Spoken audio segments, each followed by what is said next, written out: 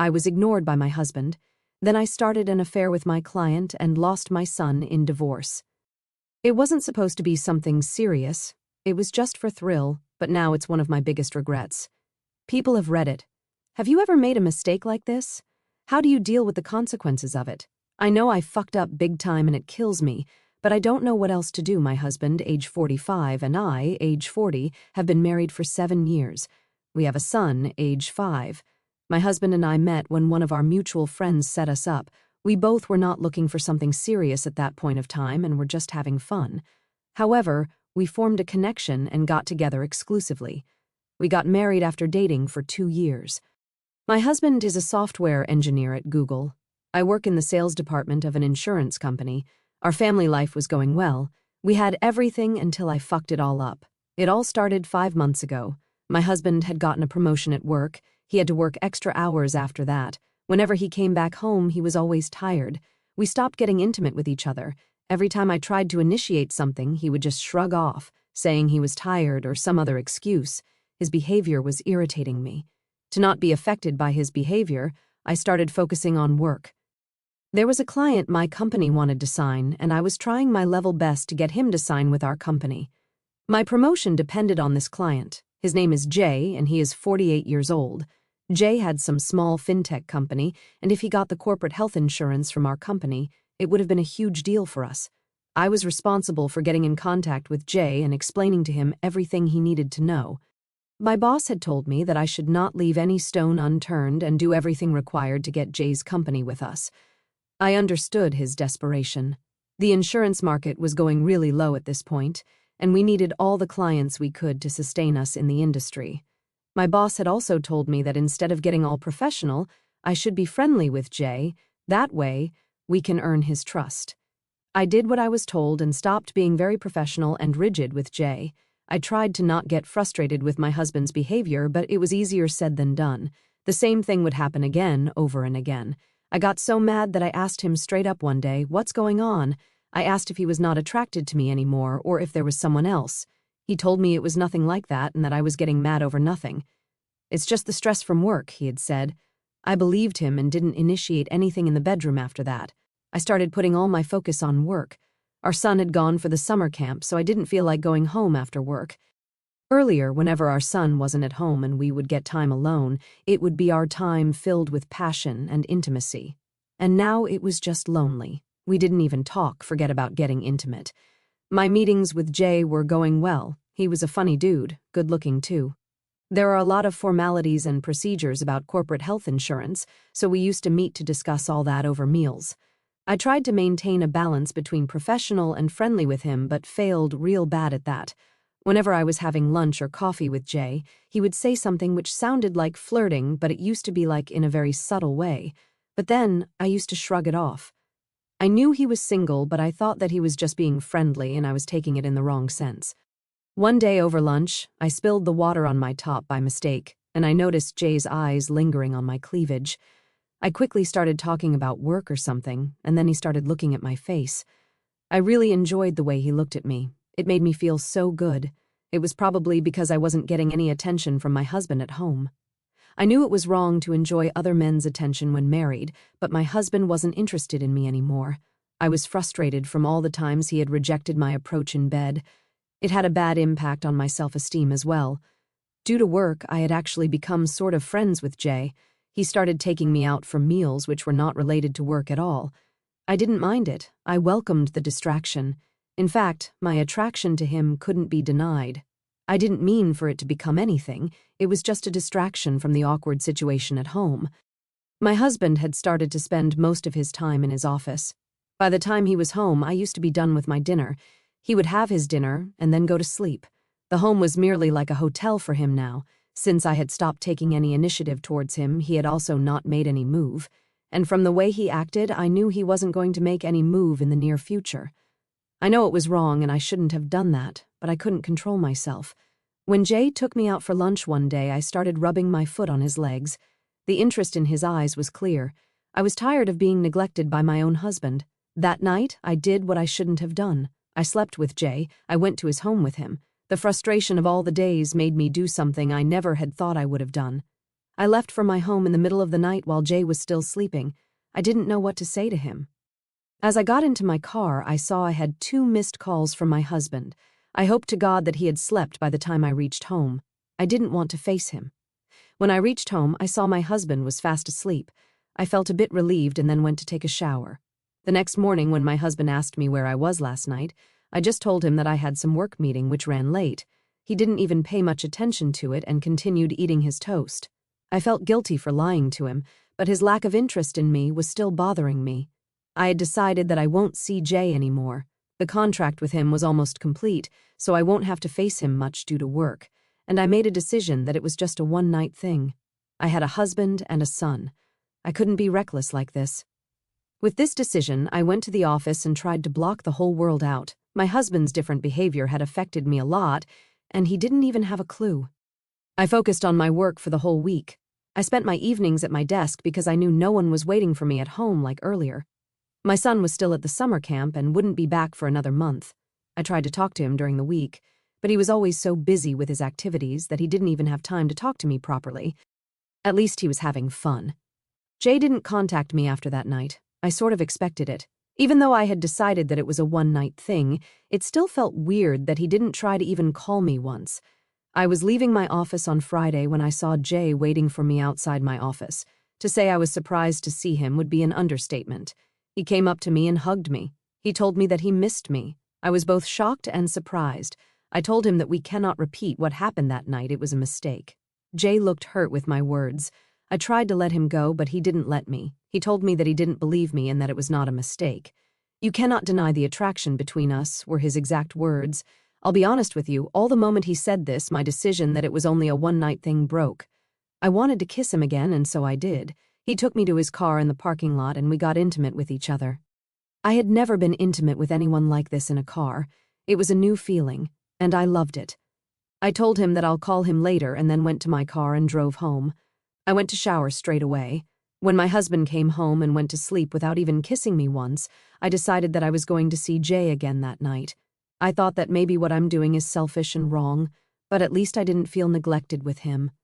I knew that what I was doing was wrong, and I'll have to suffer the consequences eventually, but a small voice inside me said, "Fuck the consequence," and that's how my affair with Jay started. He knew that I had a husband and a child, and he was completely fine with it. I told him that we had to stay really low-key and couldn't be seen in public places together. Jay resonated that we used to hang out together earlier as well, so we can just hang out like colleagues and friends. I agreed to that. Everything was going well. I didn't have to hide much or think about lies because my husband didn't really care much to ask. He used to just mention that I was home late or he couldn't reach me, but whatever vague reply I gave him sufficed. He never made an effort to know more. Even though it should be relieving that my husband wasn't suspicious, it felt bad as well. My husband wasn't suspicious not because he trusted me, but because he didn't care to be bothered. I used to meet Jay in his home, or he would pick me after work if he was free. We used to meet for lunches and dinner as well. Sometimes we would get intimate in the car or in the elevator when there were no cameras. I had never thought that an affair with my client would be this thrilling, but it was. I had never thought I would get this feeling of adrenaline rush. I was so used to doing things in the bedroom that the thrill of getting intimate in public places and in cars felt too good to pass on. Being with Jay made me realize that I was missing out on a lot. I was finally finding the fun and thrill with Jay that I should have found with my husband, but beggars can't be choosers, so I took what I got and enjoyed it too. My son returned from his summer camp after 2 months. I had to adapt back according to his schedule as well. I got less time with Jay in the initial days, but then I tried to set things up in a way which would give us a lot of time together. There was no end goal of my affair with Jay. I didn't know how to navigate it. When I shared this with Jay, he calmed me down and told me that we don't have to think too far and that we can deal with one day at a time. It felt good to be assured like that. My husband had never assured me like that, mostly because he didn't have time from work. If I was honest, I couldn't blame everything on his promotion. Even without his promotion, he was always occupied with work. I was the one responsible for everything related to our home or our son when it was his responsibility as well. His promotion just pushed things to an end. Earlier, he would give me some time on the weekend or after dinner, but now that was over. It stopped bothering me after I started things with Jay. I was getting the attention in the bedroom and outside as well. Day by day, I was getting less and less affected by my husband's actions. It was clear that my husband didn't really care about me, I just refused to see earlier. He had not once tried to get intimate with me, not that I wanted it now, but still, it showed his lack of interest in me. I thought of getting separated from him for good, but I put the thoughts aside for our son. Even though my husband was a shitty husband, I know I was a shitty wife as well. He was a good father. He made sure that our son got everything he wanted, including his attention. It was a rare time where my husband would put the work aside. Every one of the times happened to be involved with our son. I couldn't separate my son from his father. I didn't want to be separated from my baby too. Joint custody was out of the box because I didn't want my son to shift from one parent to another. I decided to stay in marriage because of my kid. My love for my husband started vanishing soon. Only my son mattered to me in that house. I was finally happy after a long time. My work was going great, things with Jay were going amazing as well. Things at home were the best they could be, given the scenario. My husband continued to stay with his work. He would have not even noticed if I disappeared from his life. I used to spend my lunchtime with Jay so that I could head straight home after work to my son. Jay understood my situation and adjusted our meetings to whatever was convenient for me the best. He was so understanding about everything, it was insane.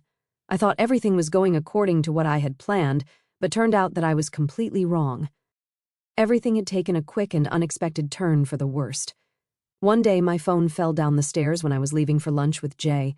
I thought of getting it fixed later as I couldn't wait for longer to meet Jay. Jay asked me to go to his home with him. It was a Friday, so I was able to easily ditch the rest of the workday. I went to his home with him.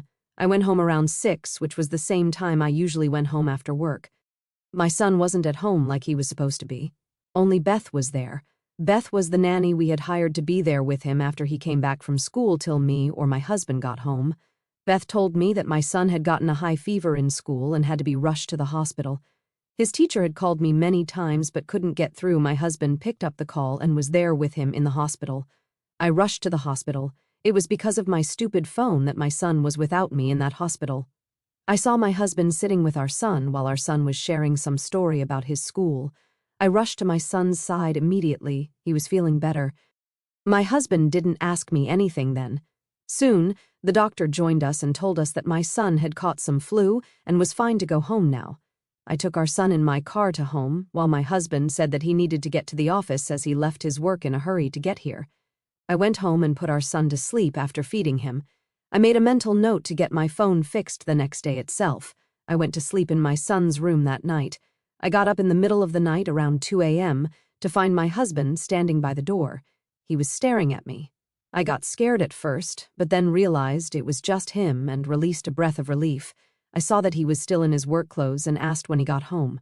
He told me that he was just getting home and wanted to check on our son before going to sleep. I nodded to him. He then asked me where I was when the teacher had called.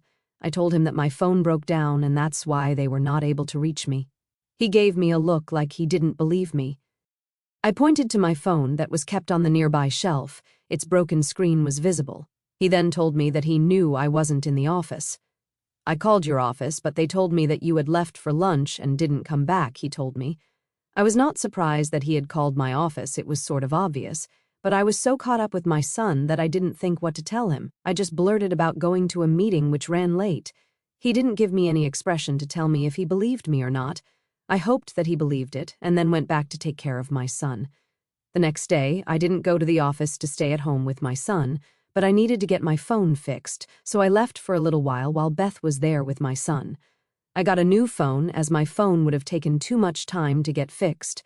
The first person I contacted was Jay and told him everything. He was very understanding, like always, and said he was there for me.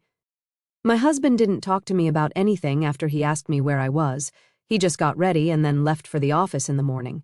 Everything went fine for the next few days. My son had gotten better and had started going to school again. I had also started going back to the office. I met Jay on my lunch breaks. One Friday, when I got back home, my husband was already there waiting for me. I was shocked to see him home. I didn't remember the last time he had come back home before me. I smiled at him and then was going to take a shower when he stopped me. He asked me where I was during my lunch break. I gave him a blank look and wondered how he knew that I had gone somewhere. He told me that he came by my office because he needed my signature on some bank documents. I told him what I had told him the previous time. He seemed like he believed me. He nodded and let me go. Before letting me go, he just whispered that he trusted me. The guilt those words brought to me cannot be described. I was having an affair behind his back, and this guy trusted me.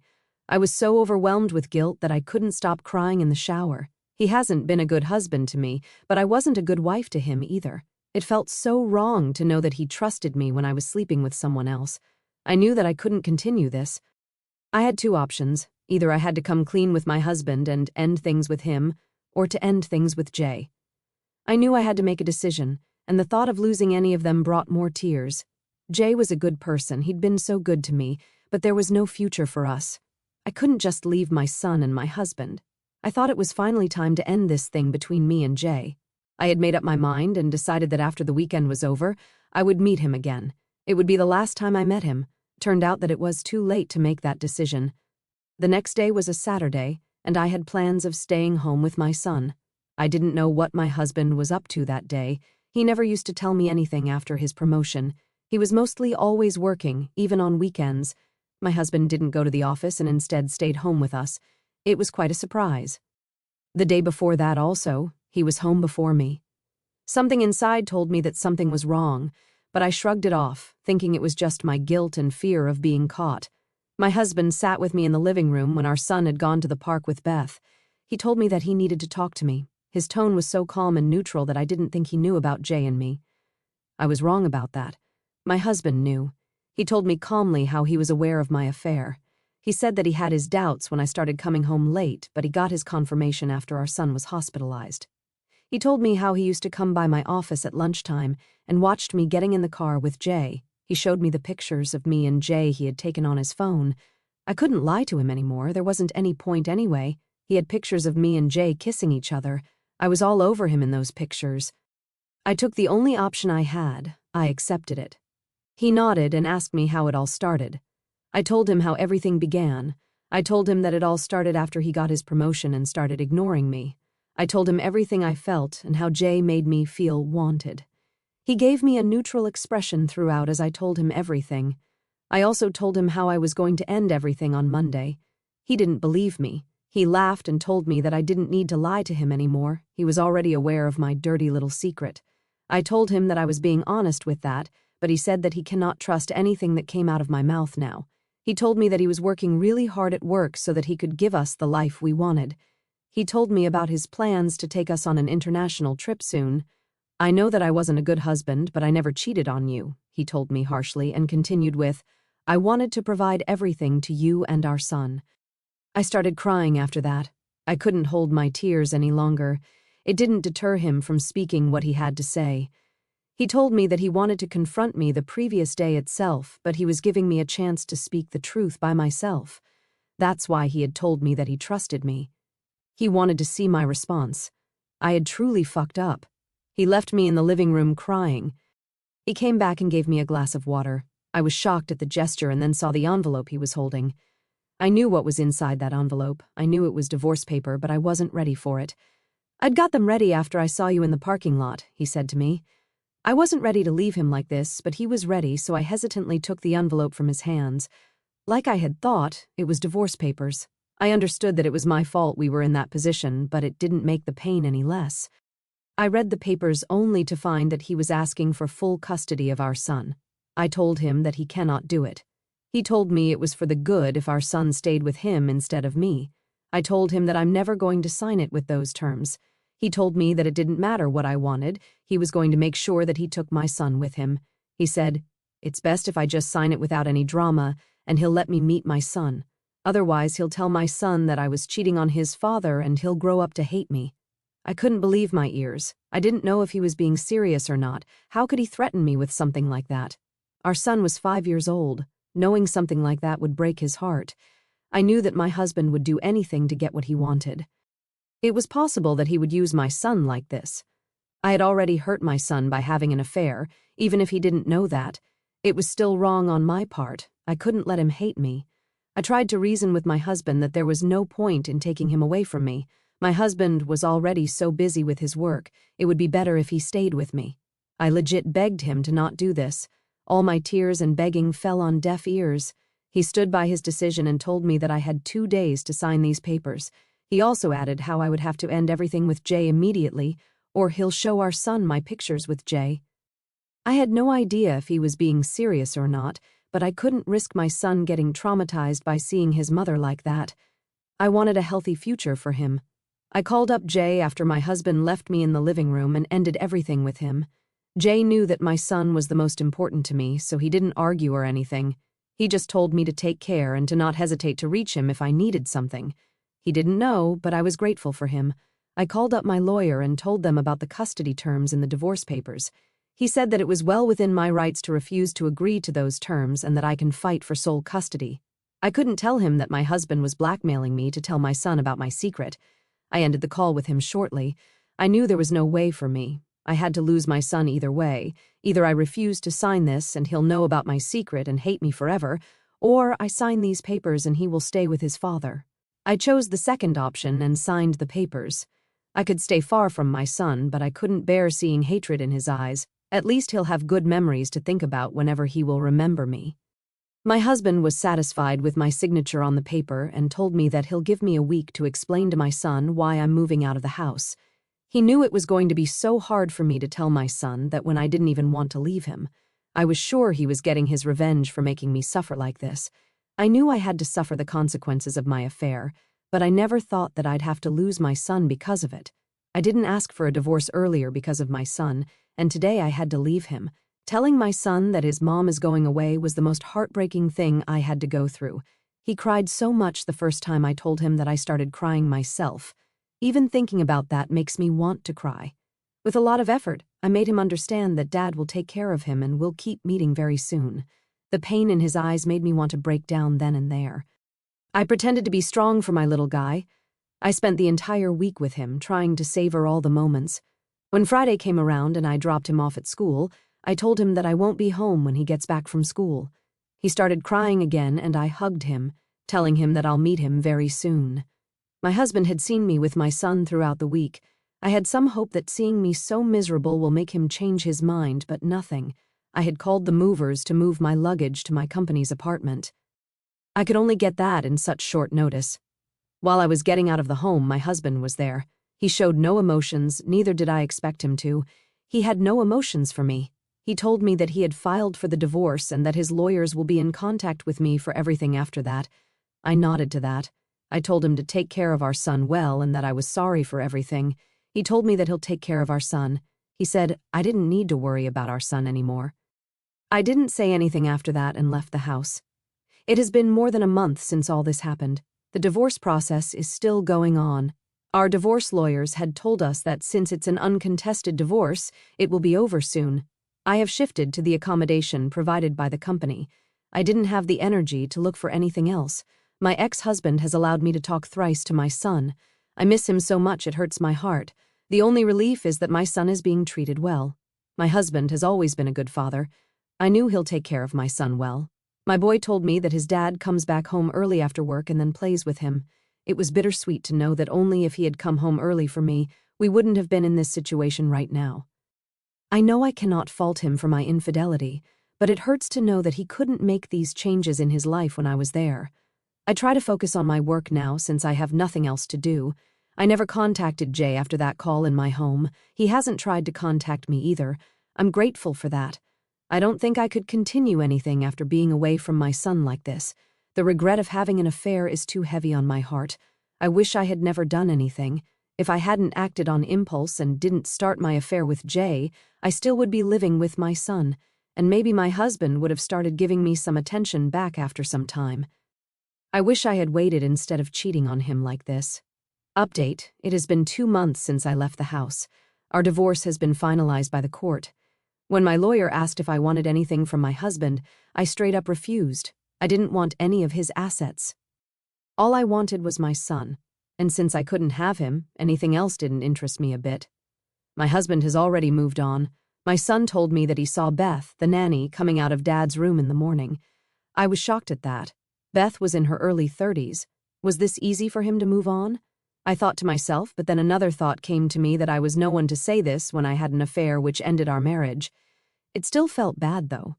I told my son that maybe Beth forgot something and went to get it from Dad. Even though my ex-husband stooped low to use my son against me, I was not him. I wasn't going to play with my son's feelings to take revenge on his father. I was just happy that I could talk to my son whenever I wanted to. Beth used to call me when my son asked her to call Mom, and I was grateful for that. Maybe she felt guilty for sleeping with my ex-husband.